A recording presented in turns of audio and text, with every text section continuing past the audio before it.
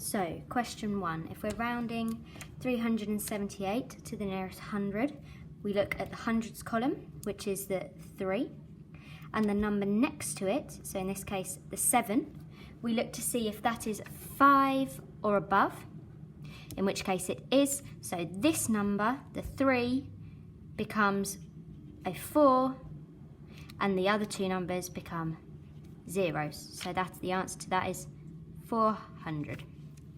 Okay, a multiple of 7. Multiple is another word for the 7 times table. So your answers for this one are 42, 49, or 56. Any of those would have been okay to get you the mark. Obviously, it has to be between 41 and 60. Okay, 2.5 kilometres.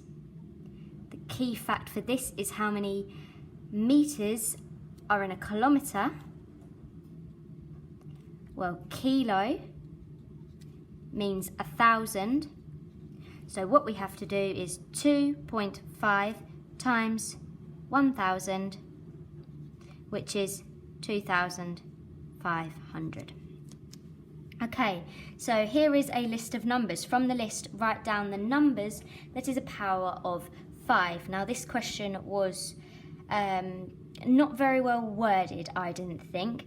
Power of 5 means either 5 to the power of 1, 5 to the power of 2, or 5 to the power of 3.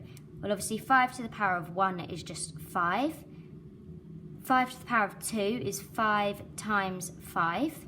And 5 to the power of 3 is 5 times 5 times 5. Obviously this is a calculator paper, so we can just chuck that into the calculator. 5 to the power of 1, just 5. 5 times 5 is 25. 5 times 5 times 5, if you put it on the calculator, we'll get 125. Well, the only one of these in this list of numbers is the 25 there. What a lot of people did was they thought it was similar to this question up here, so did multiples of 5.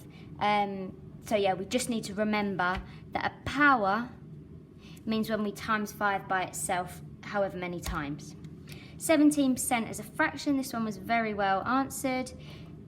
17 over 100, because 17% means it's out of 100. Per cent, cent is 100, so it's out of 100. Obviously this is quite a nice question because you would have to make sure that is in its simplest form. In this case it is, so it's just 17 out of 100.